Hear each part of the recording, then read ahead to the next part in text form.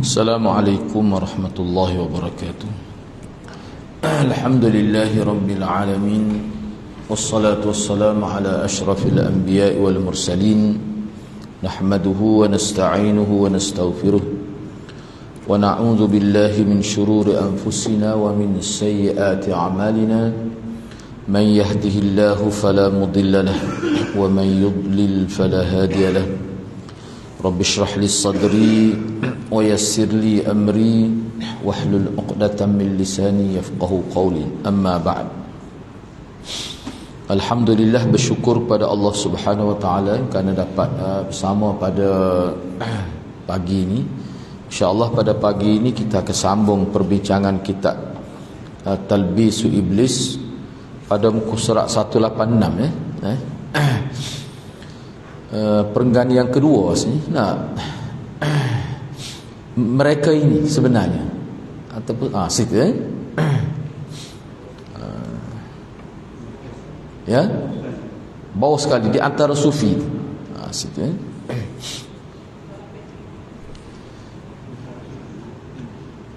betul dah 186 dah. Tak 186. Jadi perbincangan pada pagi ini masih lagi berkait dengan golongan sufi. Dalam perbincangan lepas kita telah sebut bahawa sufi ini dari segi ta'rif dia pun ulama tidak sepakat. Macam-macam pandangan ulama terhadap ta'rif sufi itu. Itu pada muka surat 184. Jadi pada pagi ini 186 itu perenggan yang bawah sekali. Di antara sufi ada yang menghayalkan hal-hal yang tidak benar kerana rasa lapar. Mereka mengaku mencintai Tuhan yang bersifat dengan Al-Haq. Jadi kalau kita tengok secara zahirnya, nampaknya mereka ini membayangkan Al-Haq, yakni Tuhan yang maha benar. Allah Subhanahu wa taala sebagai Allah sebagai orang yang rupawan, mempunyai rupa paras yang baik, dan kerana itu mereka mencintai. Tergambar begitu. Sebab apa tu? Lapar telajak.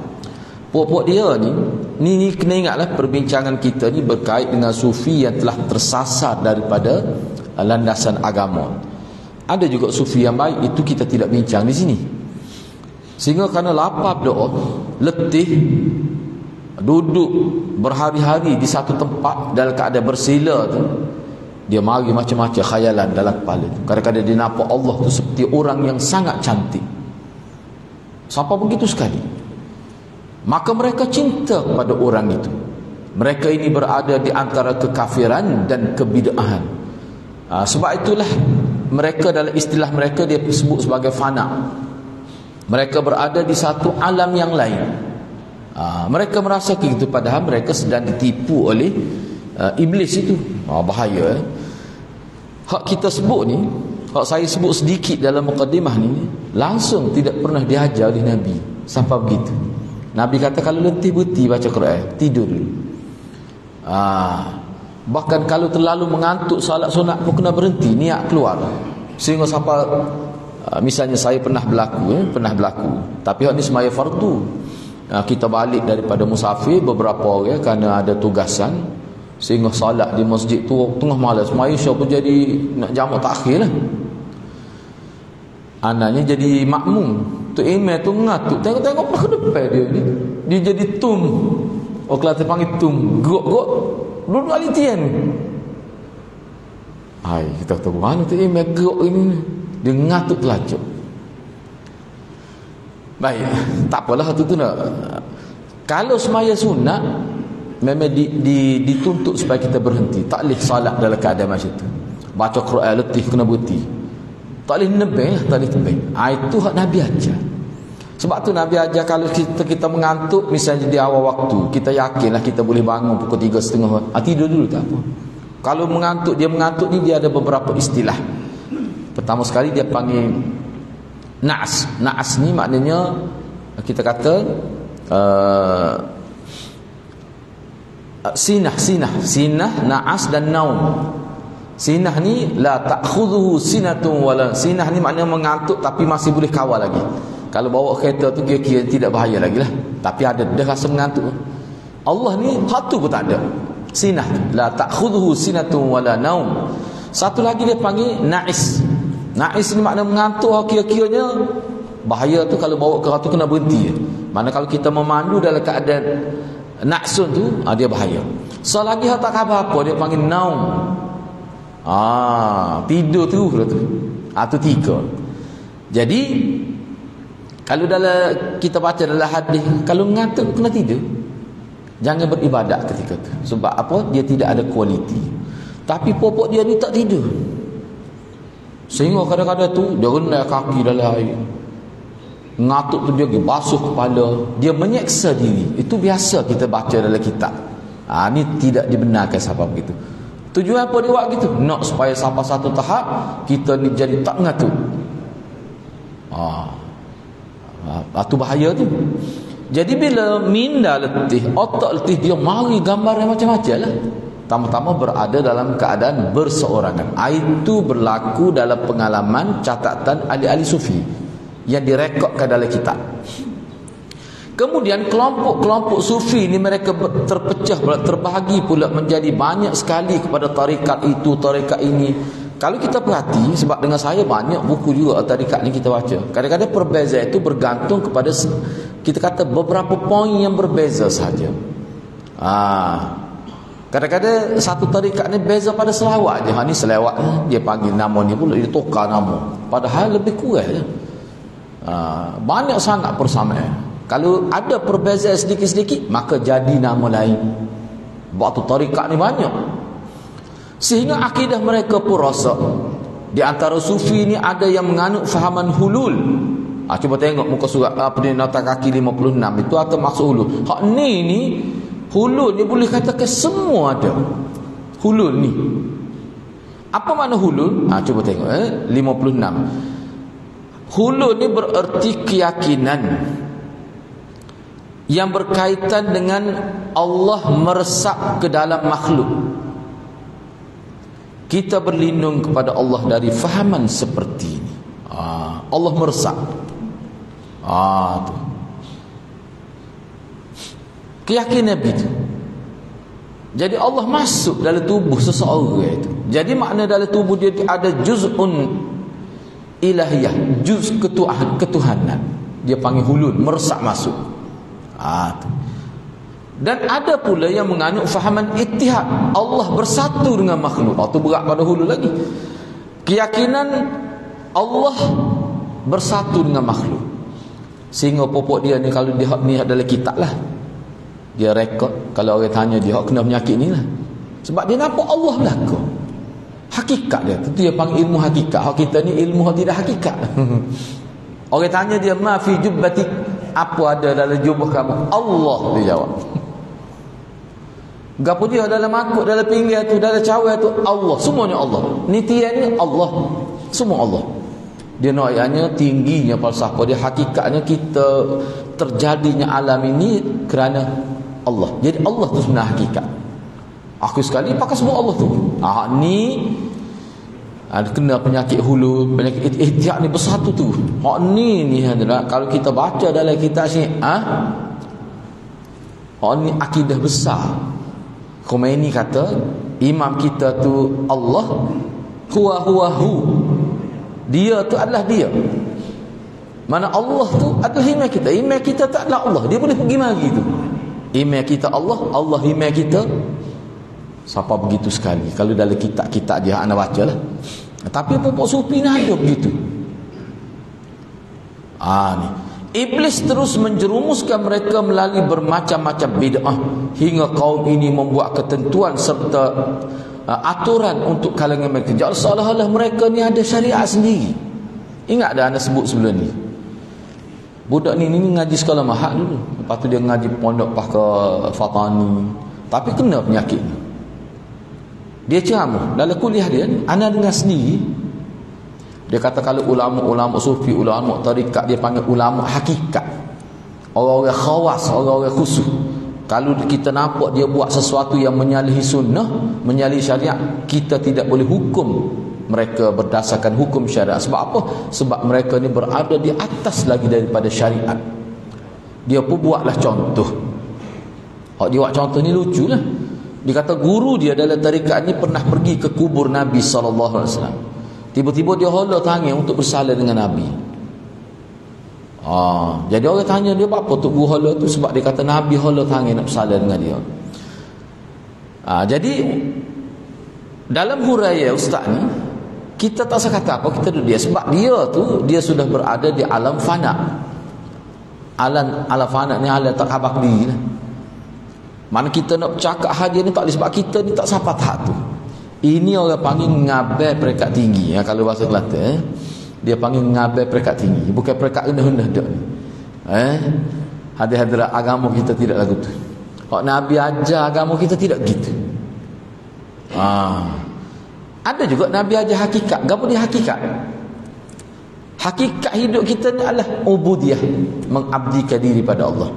Contohnya, masuk bilik air sebut nama Tuhan, keluar bilik air sebut nama Tuhan, nak pakai baju sebut nama Tuhan, semua sebut nama Tuhan. Apa? Hidup kita ni hakikat dia ubudiyah. Jelas agama kita. Tak ada pelik, semua orang boleh buat. Siapa saja menganut agama Islam, mengucap, dia boleh buat dan dia mesti kena buat. Kita nak turun daripada masjid ni, kita baca ke dia, Allahumma ftahli abwaab rahmati. Nak masuk Allahumma ini apa ni? Min fadlik, as'aluka min fadlik misalnya. Kotokan dia kena tubik dulu baru boleh baca tu. Kena tokalan habis dak. Bi rahmati. Maknanya kita minta, pentingnya ke dia Allahumma. Sehingga kita nak bersama isteri kita, Allahumma jannibni syaitan. Kita kata kita, maknanya setiap perbuatan yang kita buat tu kita akan sebut nama Allah. Tak ingat tu, kata tak ingat doa nak tubik masjid, tak ingat namaz, tak ingat baca bismillah. Memang ulama kata jadi. Maknanya kita nak keluar dengan nama Allah, nak masuk masjid dengan nama Allah. Mudah agama tidak. Tak ingat, kita tak ingat doa nak masuk bilik air, nak tengok cermin tak ingat doa bismillahirrahmanirrahim, ya Allah aku menilik dengan nama Engkau, biar boleh pahala. Itulah orang panggil ubudiyah dalam pendekatan yang Nabi bawa. Kan mudah tu, mudah ya. Aisyah kata Nabi ni bila nak pakai baju pun baca bismillah, doa pun Allahumma bariklah, ya Allah berkatilah baju ni. Tu cak Nabi ajar, simple. Tak ada pelik-pelik, tak ada. Jadi bila baca dia tak khabar. Lemah kita tidak. Anak ni tak, saya nak mati saya nak. Dia masuk ke, dia daripada sekolah rendah, dia masuk ke peringkat menengah. Anda pergi mengaji, belajar di MPI, duduk di asrama lah. Dia duduk kapung ni, anda tak ingat masa tingkat ketiga klik kapung, orang kita mati. Bapa terjun atas retok sutayaya. Bapa ngatik jadi panah, siapa tak khabar diri. Ngatik lagu mana lagu tu? Siapa jadi panah lah. Zikir jadi panah, jadi tak nak kau proses. Dah anak boleh cok ibu jari orang Kelantan kata dah. Memang tak betul tu lagu tu. Sebab sahabat Nabi tak ada panah serabu. Saya nak bakar kalau zikir, kalau kita baca sejarah dia bergerak gini sikit lah. Jeri tu ya. Tak lebih pada tu. Ni siapa jadi panah, tinggal motor atas retok saya, mati terjun. Ilmu ke dia tu? Tu hadirat kena ingat. Ni kita duk ngaji ni, makna orang Islam yang niat dia baik, nak mendekatkan diri kepada Allah secara jalan pintas, biar dapat mencapai hakikat, tetapi melalui cara yang tidak diatur oleh Nabi. Ni jadi lagi ni. Padahal ni semua ulama kata, Imam Suyuti, Imam Syafi'i, kalau mu nak mendekatkan diri pada Allah selain daripada ibadat solat, tidak ada yang lebih tinggi daripada baca Al-Quran. Sebab tu Nabi dia gabung baca Quran dalam salat, gabung dua tu. Tak ada lebih pada tu. Baik, ketika Abu Abdurrahman muncul, dia mengarang kitab As-Sunan dan Haqa'iqut Tafsir untuk mereka. Ini kitab pokok sufi, tulis untuk sufi. Dia mengungkapkan hal-hal aneh dari kaum sufi. berkait dengan penafsir mereka ke atas Al-Quran yang hanya berdasar kepada kejadian-kejadian yang mereka alami. Tafsir Quran berdasar pada pengalaman yang mereka alami dalam proses suluk mereka. Oh, dahsyat dah. Sedikit ulama kata kita nak tafsir Quran ni, Ibnu Mas'ud kata salah satu poin yang paling utama bila nak tafsir Quran yang kita kena tahu adalah kena tahu ayat tu sebab nuzul dia apa. Kena tahu sebab nuzul, siap ada sibak ayat sebelum ayat selepas. Lepas tu kena iktimak kepada penafsiran para sahabat. Mesti iktimak pada penafsir sahabat. Sebab sahabat lah orang paling mahir tentang Quran. Langgar hak tu, dia akan berlaku kerosakan dari sudut tahrif makna, penyelewengan mana. Puak dia ni dia tafsir Quran berdasar kepada pengalaman dia suluk, pengalaman dia betapa tu. Oh, parut hati-hati. Ni tanpa merujuk pada satu pun asas ilmu, mereka memahaminya hanya berdasar kepada pemikiran mereka sendiri dan aliran mereka sendiri. Yang mengherankan adalah mereka menjaga diri dalam hal makan, namun serampangan terkait dengan Al-Quran. Tu kan, bawah 59 cuba tengok. Maksud dia begini, pokok dia ni kan, setara mana kalau kita tengok dalam kitab dia jaga. Tapi Quran tak jaga mana. Quran tak jaga mana. Tapi bab makan minum jaga. Sehingga popok dia ni ada anda jumpa lah. Dia kata makan ni kena bayar dulu baru boleh kita pergi kedai. Sebab kalau kita makan tak ayat tu makan hak orang. Anda kata gom pelik popok ni kata. Dia tak erti gitu semua jadi teruk. Wa'bud rabbaka hatta ya'tiyakal yaqin. Sembahlah Tuhan engkau sehingga yakin, siapa yakin ni. Ini pokok salah satu pokok sufia ni, pokok tadi pokok dia panggil batiniah. Ini salah satu kelompok dia. Bukan semua gitu, tapi ada. Pokok dia ni dia bukan tak semaya, cuma dia sudah sampai target semaya iaitu yakin. Bila sampai target tu dia akan semaya berdasar pada niat saja. Dia duduk niat rokok, niat berdiri itu saja. Ni pokok dia. Kata cara muak gitu makan. Tak makan dia jangan makan, niat yang makan. Jadi kata makan tak dia kena makan. Tapi ibadat buat gitu. Memang berlaku. Ni pokok dia. Tapi bukan semua tu. Tu. Kalau bab Quran agak teruk benar lah.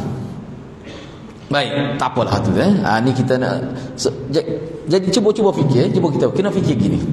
Apa yang kita baca dalam kitab ni sama ke dengan kita ngaji dalam hadis, dalam tafsir? Sama ke tidak? Langsung tak sama. Jadi kalau tak sama, daripada mana asal? Ini adalah pengalaman. Dia tidak lebih daripada ilmu tajribah. Satu. Yang kedua, ilmu ni adalah merupakan ilmu susupan daripada ajaran luar. Mari daripada Kristian, mari daripada Hindu, mari daripada Buddha. Dia mosak masuk. Asalnya daripada ilmu falsafah, orang panggil metafizik dan sebagainya disebut. Mari daripada itu lah. Itu sebenarnya. Sebab tu Islam dia tidak anggap itu sebagai sumber dalam agama. Tak. Itu kena jelas. Kalau kita anggap itu sumber dalam agama kita, baik, cuba kita tengok lagi. Kita akan pergi tajuk seterusnya. Di sini dia bincang tentang karya tulis. Maknanya karya yang dalam bentuk orang panggil pembukuan maklumat, mereka yang menyimpan dan sesat. Orang-orang yang sesat ni dia tulis kitab. Pernah tengok dah kita? Biar anda pernah tengok, cuma tak sempat nak miliki. Dia punya buku kitab suci pokok maklak semakna. Ada kan? Dahsyat. Ada. Kalau ada anda nak, sebab anda tak ada nak ambil. Sepenuh dengan lambang sahaja. Penuh dengan lambang. Dia pergi photostat kedah, anda pergi tengok, terkejut anda tengok. Penuh dengan lambang. Hak je photostat kata ni pokok maklak semakna ni. Anda kata anda nak so. Bakal dia tengok anda masuk tu, pok dia pergi ambil lalu kita tu. Tak ada nak photostat. Anda sempat baca beberapa muka surat. Terlalu berfalsafah sehingga dia kata semua ni faham dia lah. Antara dia sebut dalam buku tu mukadimah tu, makna semua hidup kita ni dia berlambangkan seks. Gitu tu. Tak gambar lah nak sebut atas masjid ni, tapi anda sempat baca 2-3 muka surat. Kata parut kita ni lebih pada Kama Sutra ni. Kata parut. Penuh dengan lambai. Setiap perkara ada lambai. Lambai dalam agama, lambai kubur, lambai tu, semua dia tafsir ke arah seks. Kena tahu ni, pahaman ni ada dalam agama lain ni. Ada. Dalam agama Hindu, agama Buddha ada tu. Oh kalau Syiah lah, oh parok benar lah tu, bak dia panggil bak lambang ini. Tu, perlambangan itu. Ayatnya sesat. Ada buku cara dia lah. Cuba kita tengok sini. Penulis berkata, penulis ni maknanya Ibnul Jauzi lah. Dia kata Abu Nas telah mengarang sebuah kitab untuk kelompok sufi yang diberi judul Lum'ah Sufiyah. Lum'ah Sufiyah ni maknanya kegemerlapan orang-orang sufi. Lum'ah ni makna kalau lampu tu dia berkelip lak nampak menarik kan. Tu makna bergemerlapan orang-orang sufi.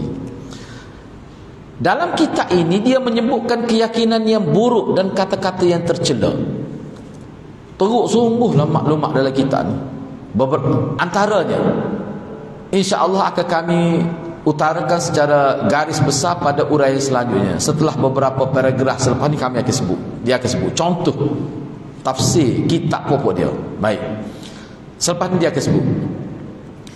Abu Talib Al-Makki, yang ni seorang sangat terkenal ni. Kau tarik dalam internet ni, Tobit nama dia lalu, ahli sufi. Mengarang sebuah kitab untuk puak-puak sufi. Judul dia Qutul Qulub. Makanan ruji untuk orang-orang yang hidup dalam dunia kesufian. Qulub mana hati. Mana makanan ruji untuk orang yang nak jaga hati. Jangan makan makanan biasa ni. Kalau makan ni maksudnya makanan rohani lah. Di dalamnya Abu Talib Al-Makki menyebutkan banyak sekali hadis-hadis hak palsu. Parok dia ni. Ni ada kita amal jual di kedai Japarawah ni. Nah, baca ana baca selawat panjang kot selawat dia. Tak apalah selawat tanah, pun tak ingat muka tak ada lah hadis. Masalahnya dia sebut fadilat. Fadilat dia sekali baca tu tak, sekali baca serupa 1000 kali buat haji. Buku tu dijual di Japarawah. Sepatutnya badan berautoriti kena pergi cek tu buku-buku lagu tu. Kalau amal tu adalah bahasa tu tidak melambangkan bahasa zaman Nabi. Tak ana pun tak faham bahasa dia. Pelik-pelik lah. Tak apalah. Mana ada dalam Nabi sebut buat satu amalan boleh sebut 1000 haji. 1000 haji dalam kitab Syiah berlambak. Buat gini sebut 1000 pahala mengerjakan haji. Tu berlambak dalam kitab Syiah. Tiba-tiba ada kelebihan selawat. Selawat pula adalah hak tidak Nabi ajar. Dekat dengan 100 berapa? 150 ke selawat? 160 gitu lah. Buku kecil buku tu. Kita baca ilik kepala, nampak terang-terang batil tu.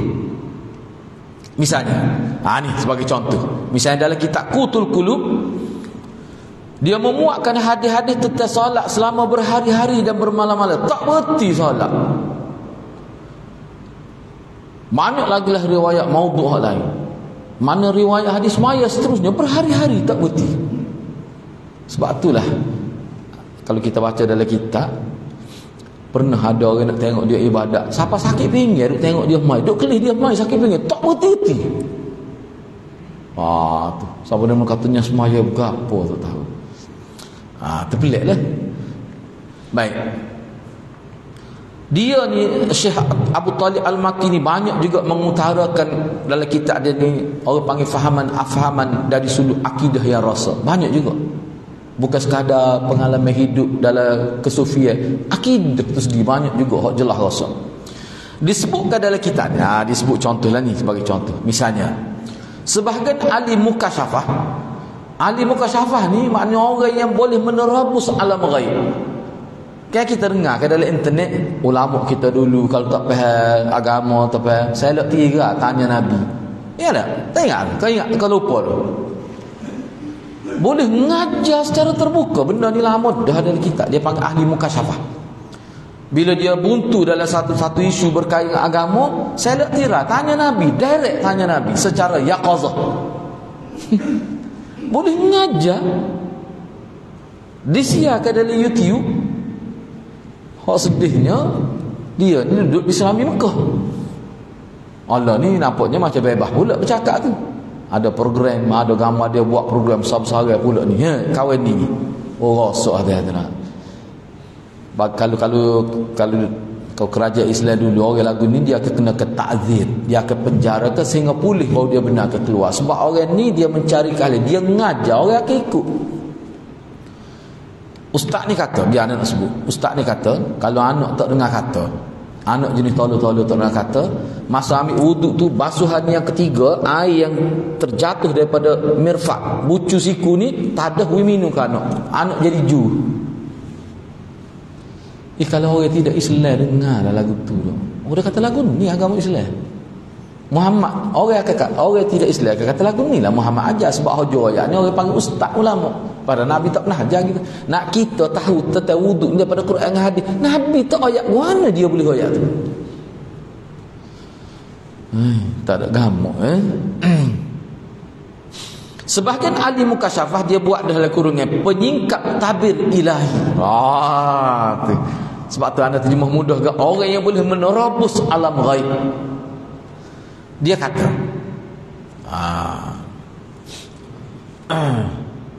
gapo dia tu dia tak jadi itu Gua dia? Dah bukan sebelum tu tak ada gapo tu dah. Dot itu rasa tu nak. Ini omong kosong. Dia bahkan menukil dari sebahagian ahli sufi bahawa Allah Azza wa Jal menampakkan dirinya kepada wali. Dia panggil tajalli. Istilah tajalli buat dia ni. Makna dia ni bila orang panggil hati dia terlalu cerah sehingga dia boleh nampak Allah berada di hadapan dia. Allah tajalli pada pokok dia. Ni. Ni biasa je. Kalau baca kitab jumpa sama ni. Lepas ni kita jumpa lagi ni lagi kitab ni. Puak dia Mi'raj. Nak malam Mi'raj. Anak kata ke dia Mi'raj lagu mana? Dia kata naik ke bumbung tak sayah linga kau berhadizing. Saja kita kata bapak dia. Allah ni sebut lagi kita Mi'raj. Jumpa Tuhan. Main-main. Alah tak jauh Abu Ya Arkam Syari Syekh Syari. Kan jumpa Tuhan. Sebut terang, jumpa Tuhan berunding supaya Allah panjangkan dia punya umur. Pemimpin hak besar dia tu, supaya jadi umur. Dia boleh pergi berunding dengan Allah. Geger Malaysia. Boleh berunding dengan Tuhan tentang umur manusia. Pelik apa ya? Tapi hebat ayah pen lagi. Ayah pen jaga turun bumi kerajaan langit, tapi mati tanah bumi. Ayat ni maknanya sebab tu bahaya. Tapi ayat pen tu kita kata tak tahu gapo, tapi pengikut dia 1000 lebih. 1000 lebih. Hak ni orang berwatakkan agama. Akhlak juh luar biasa ni. Ni cuba kita tengok.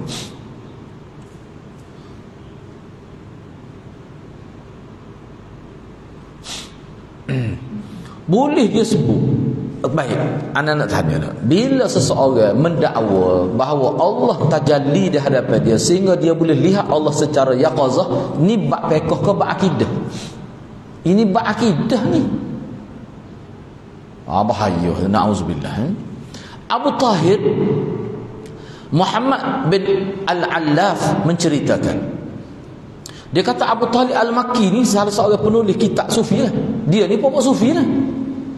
Dia kata pernah dia datang ke kota Basrah selepas Abu Husain bin Salim meninggal. Ana tak sempat nak rujuk ni nama-nama, sebab dia ni kalau nak rujuk mudahnya dalam internet kita tarik buku Abu Husain bin Salim sufi, dia akan keluar dalam nama. Kena buku sufi tu kena buku. Tapi anak ni ada kitab ni, kitab 1000 muka surat tu lah. Mana kalau nama-nama yang sebelum ni tak sebut, dia akan buat tarjamah biodata dia. Cuma mana tak sempat nak tengok ni. Misalnya Abu Talib Al-Makki pernah datang ke Basrah selepas Abu Husain bin Salim meninggal. Dia ni satu aliran dengan Abu Husain, pokok sufi lah kalau ni. Setelah tu dia berangkat menuju ke Baghdad dan tiba di sana. Jadi lamalah masyarakat mari nak dengar nasihat dia tu. Engkau dia pergi dalam keadaan pakai, orang kenal dia sebagai orang yang hebat lah dari segi keilmuan. Orang anggap gitu, masyarakat ni begitu. Masyarakat ni bila dia tengok orang tu kuat ibadat, pakai jubah, patut janggut kepalanya sampai celah keking, tengok tak? Patut dia pakai jubah begitu. Memang dia akan kagum. Memang orang kita gitu. Tetapi dia menyampaikan kata-kata yang pelik lah. Pelik, luar, tak pernah dengar, tak ada dalam nas-nas agama. Di antara kata-kata dia hak pelik, hak ganjil, dia kata tidak ada yang lebih bahaya bagi makhluk melebihi Khalik. Tengok dia kecek. Yang paling bahaya kepada kita ni Allah. Boleh dia kecek lagu tu. Gapo dia maksud dia tu? Bila dia sebut gitu, orang ramai kata mu ni ahli bid'ah ni. Selepas tu dia tak kecek dah. Dia kata orang tak faham. Popok dia ni dulu di Pondok Menali ada popok dia ni. Dia jumpa anak masa lepas mayasa. Klik mayasa tu anak duduk jalan dengan dia tu. Dia kecek ke memang betul ngerti. Anak tak faham apa satu. Anak tanya dia, kata abang faham. Kau tak habis kecek ni. Ada setengah tu kita faham. Dia kata ustaz. Misalnya dia tanya anak. Dia kata, dia panggil ustaz anak. Dia kata ustaz dia mari semaya ni buat apa? Anak kata tak ada apa. Mungkin Nabi suruh. Mungkin Nabi suruh. Dia kata tak betul tu. Dia kata kena Allah suruh. Anak kata berat kata apa ni. Kena kata Allah suruh. Tak boleh kata Nabi suruh. Tu syirik tu. Syirik. Begitu dia. Lepas tu semaya ni nak ke dia?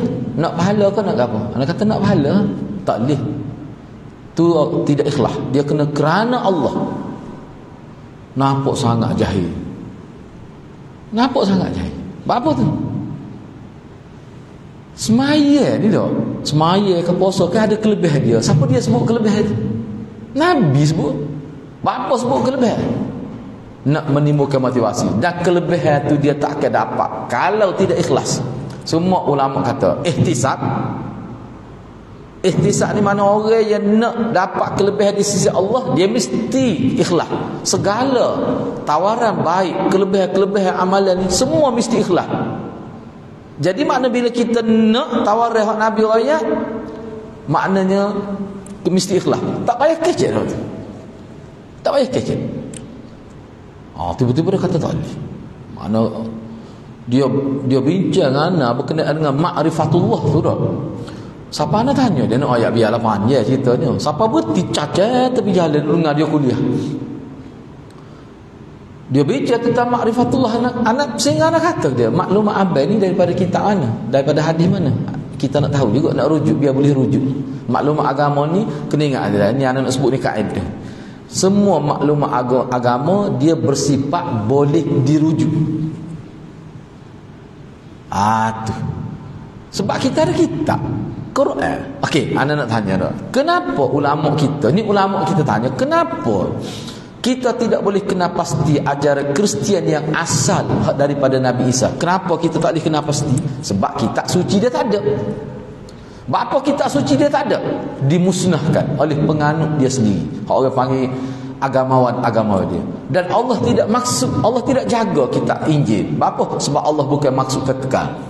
Jadi bila kitab suci agama tu hilang, hak adalah ni tidak original, jadi agama ni jadi cacat merbal. Kita tak. Sebab tu bila ada orang cakap tentang agama berdasar pada perasaan dia, adalah orang maki kemukakan hadis. Nak tengok, mari hadis. Daripada mana kamu bercakap agama? Sumber mana? Akhir sekali ada yang kata hak ni memang tak ada dalam kitab, cuma tersimpan dalam dada-dada ulama. Tengok, mengaruknya kecil. Kalau lagu tu gak betul menipu lah. Ni beza agama kita tak serupa tu lah. Sebab tu orang nak bercakap kena ni lah. Cuba kita tengok lagi, banyak lagi ni kalau kejut lah baca ni. Padahal sikit dia sebut ni. Bila dia kecek depan orang ramai, dia kata yang paling bahaya kepada kita sebagai makhluk ni adalah Khalik, pencipta kita. Orang kata dia bid'ah mu ni. Orang kata ke dia, lepas ni tak kecek dah. Dia tak asyik dia kecek di khalayak. Al-Khatib berkata, Khatib ni Khatib Baghdadi lah, biasa sebut Al-Khatib ni Khatib Baghdadi. Dia kata Abu Talib Al-Makki mengarang satu kitab yang dia beri judul Qutul Qulub dengan bahasa kaum sufi, istilah-istilah dia. Di dalam kitab ini dia menyebut banyak hal yang mungkar dan tercela berkait dengan sifat-sifat Allah. Penulis berkata, Selepas daripada itu muncullah pula seorang tokoh sufi yang bernama Abu Nu'aim Al-Asbahani. Dia mengarang sebuah kitab untuk mereka, judul dia Al-Hilyah, perhiasan-perhiasan ahli sufi. Itu mana hilyah. Di dalam kitab ini Abu Nu'aim menyebutkan banyak hal yang mungkar dan buruk dalam kerangka sufi, dalam kerangka tasawuf. Tanpa merasa malu, Abu Nu'aim mengungkapkan bahawasanya Abu Bakar, Umar, Uthman, Ali dan tokoh-tokoh sahabat yang besar ini, semua mereka ni adalah penganut faham sufi. Tanpa segasilu dia boleh klaim, dia boleh dakwa tokoh-tokoh sahabat empat ni dan sahabat besar-besar semua ahli sufi.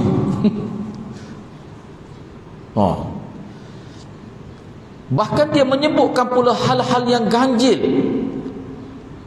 yang berlaku daripada ni tokoh-tokoh sahabat. Tak dengar dalam internet lah ni pada lagi. Malah sebutlah nama tu, biar anda tak sebutlah. Kalau sebut kenal lalu. Dia kata pernah Sayyidina Waqar, noyanya hebat Sayyidina Waqar, dia jalan ke tepi kubur, selai rambut dia jatuh atas kubur. Orang kubur tu tidak diazab oleh Allah, selai jatuh. Boleh buat main. Kalau kita nak tanya dia, tahu mana rambut Sayyidina Waqar jatuh, Sayyidina Waqar pun tak pernah sebut.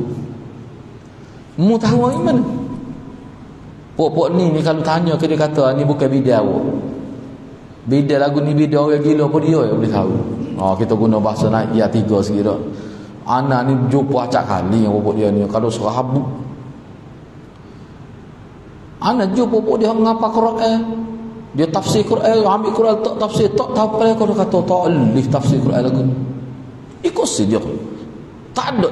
Biasa kita kena bila tafsir Quran tak Ibnu Katsir yang telah diperakui tokoh besar ada tafsir. Ni tak ada iktimak pada mana-mana tokoh tafsir. Pakar tafsir ikut serut pupuk dia. Baik, cuba tengok sini. Dia banyaklah perkara pelik. Ada pula tu ustaz yang sama kata pernah orang tanya Nabi, gapo dia paling terkilat dalam hidup sedih. Nabi kata sebab dia tak ada dengan Imam Ghazali, dia sedih. Imam Ghazali ni tahu berapa Allah pelak semua ustaz ni. Dia boleh dalam biji agak malu ke mikrofon tu nak kecek dah. Dia kecek lagu tu. Nabi terkilat sebab dia tak ada dengan Imam Ghazali. Dia nak ajak Imam Ghazali ni hebat. Imam Ghazali pun tak ada kecek bagi lagu tu. Imam Ghazali ni orang cerdik luar biasa. Tengok tu nak ayat. Bapa jadi lagu tu, bapa jadi hilang tu, orang panggil kewarasan jadi hilang. Ada tu tak kena tu. Inna hadzal Quran yahdi lillati ya. Kalau orang betul-betul ikut cara Quran ke bawa dia jadi cemerlang, bukan jadi gong lagu tu. Baik, cuba kita tengok lagi. Bahkan dia sebut, siapa dia? Abu Nu'aim Al-Asbahani. Dia kata bahawa Syurih Al-Qadi, Hasan Basri, ini tokoh tabi'in besar, Sufyan Thauri, juga Imam Ahmad bin Hanbal, ialah salah satu ni tokoh-tokoh sufi belaka. Tengok dia kata gitu. Pada harga Imam Ahmad bin Hanbal ni kak, antara contoh ulama yang kira-kira street, orang panggil street. Kalau hadis kata gini, tak boleh takwil dah. Kena ikut betul. Supaya di Saudi masa Hanbali tu. Baik. Dia dakwa semua ni tokoh-tokoh tabi'in besar, termasuk Imam Ahmad bin Hanbal, Sufyan Ats-Tsauri, habis Hasan Basri, Syurih Al-Qadi, habis ahli sufi dia kata. Begitu juga disebut oleh As-Sulami dalam kitab Tabaqat Sufiyah, Al-Fudail Ibrahim bin Adham dan Makruh Al-Karkhi termasuk ahli sufi juga. As-Sulami menetapkan mereka sebagai sufi dengan mengisyaratkan kepada peribadi zuhud yang terlihat jelas dari dirinya. Sebab kalau kita baca Ibrahim bin Adham ni tidak lagu ni lain. Memang dia orang sufi, tapi sufi tidak sufi yang dikecek kursi lagu ni. Sufi jenis cerdik, jenis orang panggil ada ilmu. Junaid kata tarikat kita ni adalah tarikat yang mana asas dia Quran dan hadis. Kalau ajaran kita bercanggah Quran dan hadis, kita kena tolak ajaran kita. Dia peringat gitu kerana murid dia. Sebab tu tak ada mari guna pelik-pelik. Kalau ada sikit-sikit pun tidaklah kata siapa perekat jadi terkeluar daripada ahli sunnah tu. Ni bahaya ni. Baik, cuba kita tengok lagi. Tasawuf itu suatu faham terkenal yang lebih daripada sekadar zuhud. Buktinya tidak ada orang yang mencela zuhud, sementara ramai orang yang mencela tasawuf. Demikian seperti dijelaskan dalam uraian berikutnya. Kena ingat pokok sufi ni salah satu ajaran yang paling besar dan yang menjadi asas kata kunci dalam kehidupan dia ialah mengutamakan zuhud. Baik, zuhud tu hak Nabi ajar. Izhad ma fin nas apa ni, kamu zuhudlah terhadap apa yang dimiliki oleh manusia. Jangan kita duk nak pada harta orang. Itu Nabi sebut. Nabi guna istilah zuhud. Kamu kena zuhud terhadap milik orang, harta. Jangan duk nak pada harta orang. Tetapi kena izhad ma indallah. Tapi kamu kena zuhud biar rasa nak. Kita kena zuhud harta orang. Jangan nak, tapi kita kena biar kita nak apa yang ada di sisi Allah. Tu Nabi ajar zuhud. Makna kalau kita berkawan dengan orang, jangan ada kepentingan untuk dapat. Orang panggil harta orang. Kita baik dengan dia sebab dia belanja kita semua. Kita baik dengan dia sebab banyak duit pitih kita gini. Lagu tu tak boleh pahala dah hidup dalam agama.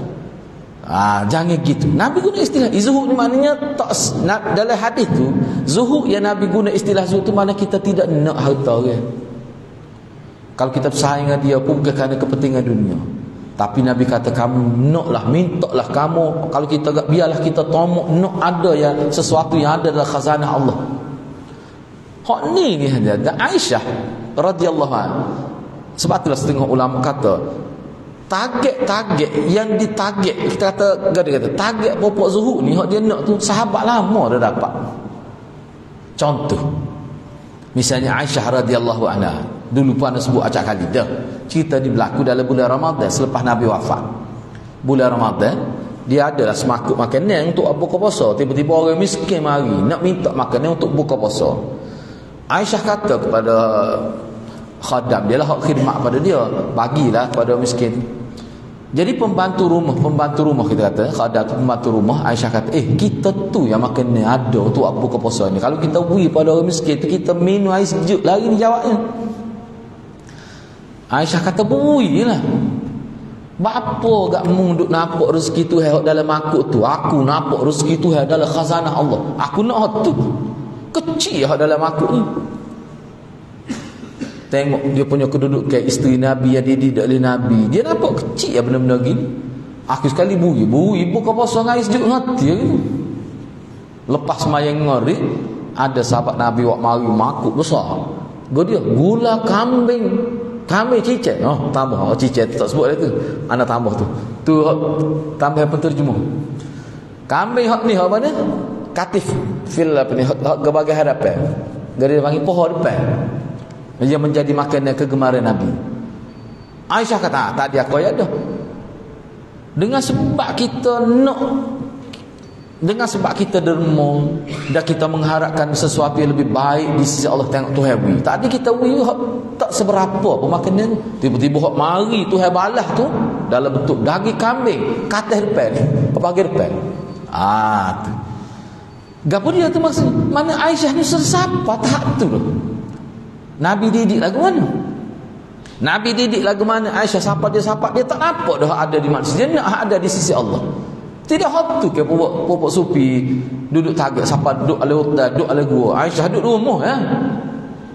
Waktu semaya pergi masjid sebab Aisyah ni antara perempuan berpendapat maulid perempuan pergi masjid. Kalau tidak perempuan akan jadi jahil. Aisyah ni perempuan tak pergi masjid jadi jahil.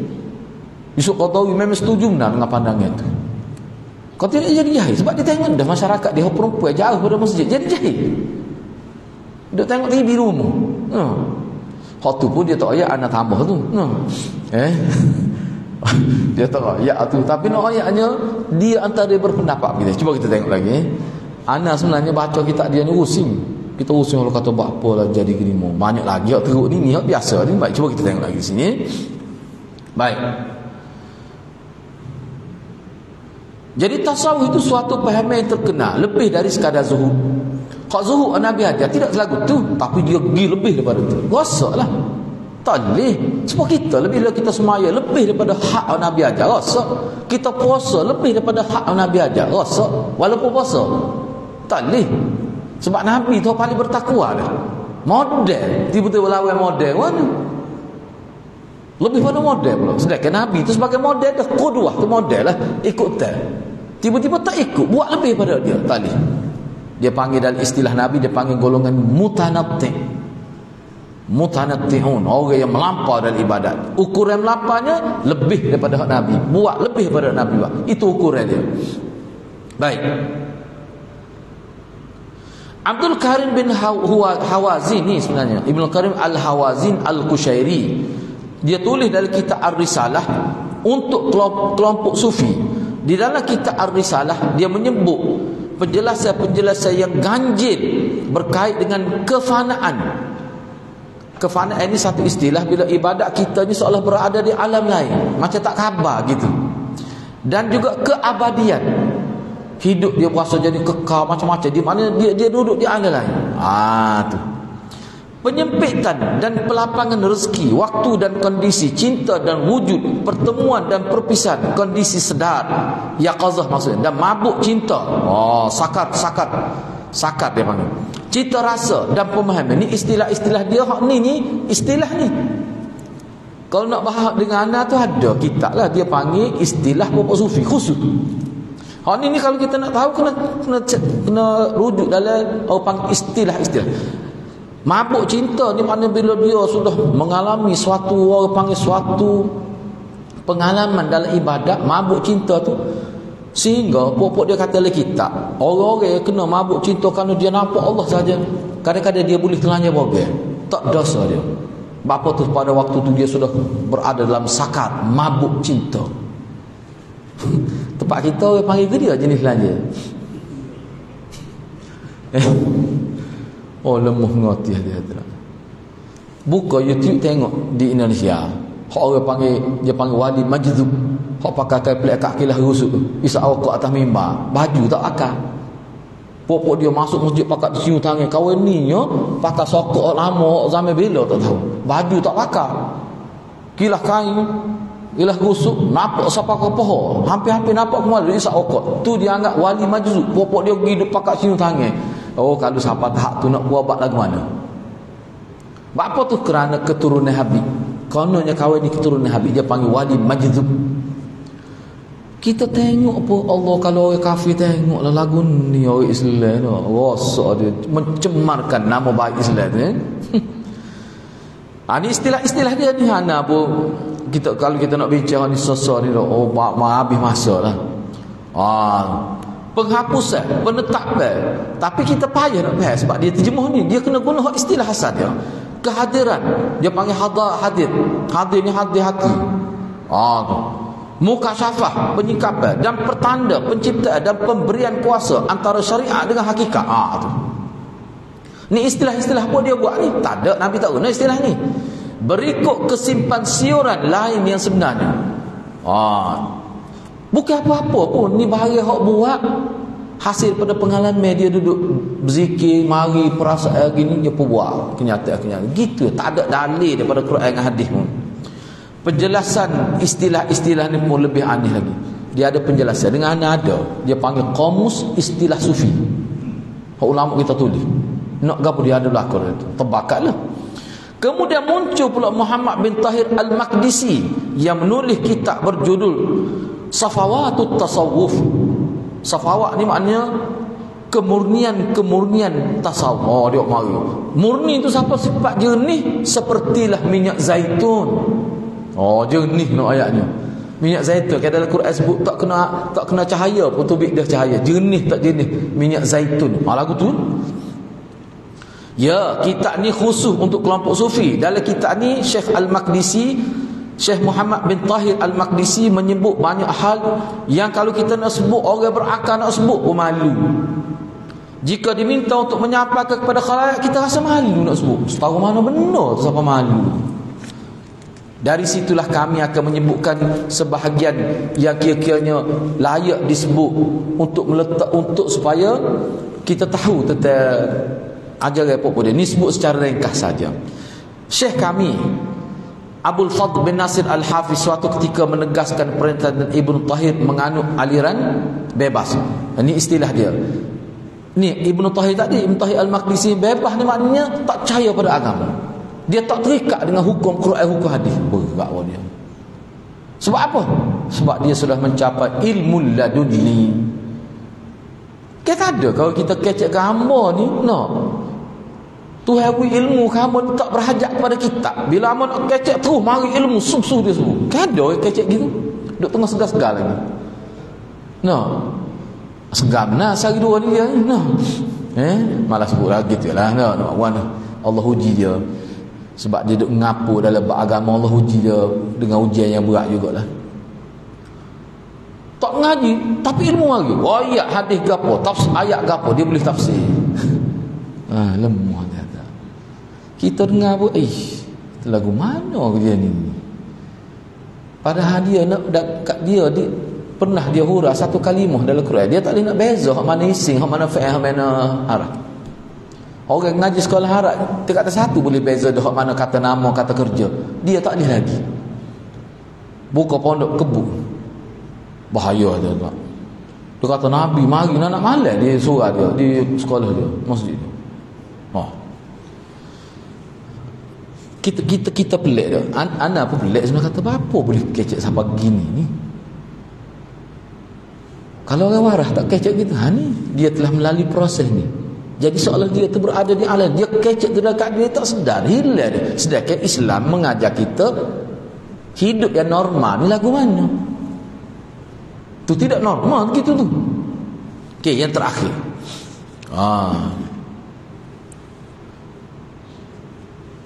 Dia sebut lagi di sini.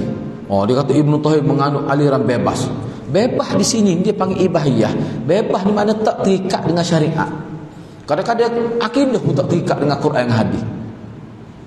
Ni kalau ni orang panggil liberal lah. Liberal dia panggil, dia faham ibahiyah.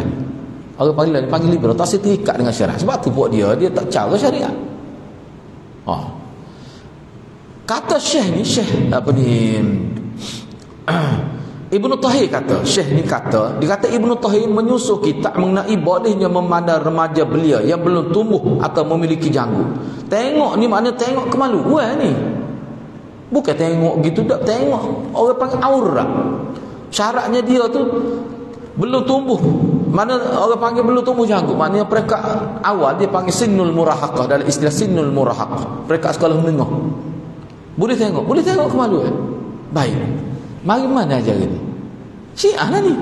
Ke Syiah ke sebut. Kalau kita nak tengok kemaluan orang ni tak, dalam pornografi ke, kita kena niat dalam kepala tu kemaluan hemat. Jadi halal selalu. Tak kau gila ajaran lagu tu. Banyak ke kalau ajaran tu diterima oleh hemat lah. Tak serupa hemat dengan orang. Dia kena niat gitu. Jadi halal. Ni dekat tak jauh ni. Dalam kitab ni Syekh Tahir menyebut satu kisah daripada Yahya bin Tengok tu. Ngaru Yahya bin Ma'in, tokoh hadis, tokoh ilmu rijal. Bahawa dia kata Yahya bin Ma'in ada cerita. Nipu ni, dia fitnah atas nama Yahya bin Ma'in. Dia kata aku lihat gadis kecil yang amat cantik di Mesir. Semoga Allah melimpahkan rahmat kepadanya. Kepada Yahya bin Ma'in dikatakan kamu mendoakannya. Dia menjawab mudah-mudahan Allah melimpahkan rahmat kepadanya, dan juga kepada setiap anak laki-laki hak comel, hak handsome. Dia tengok ni maknanya dia tengok aurat lah, bukan tengok gini tak ada masalah tu. Tengok apa dia. Budak. Kan Khomeini kan dia kata budak 5 tahun boleh dah mutaah. Budak tina 5 tahun. Khomeini kata itu termasuk dalam mustajaddat, pembaharuan fiqh. Sebelum tu 10 tahun. Dia mula-mula buat 5 tahun boleh dah. Tu Khomeini lah kita ada. Nama dia kita tu. As-Siratul Mustaqim nama kita tu. Lemuh kita dengar nak warna tak bagi sesak lah gitulah. Banyak lagi ni. Kita bincang minggu depan lah ni. Minggu depan kita akan bincang masih lagi bab ni, contoh-contoh saja ni teruk. Kita berhenti setakat itu dulu. Mudah-mudahan Allah berkati kita semua. Aku lu qauli hadza wa astaghfirullahal azim li wa lakum. Assalamualaikum warahmatullahi wabarakatuh.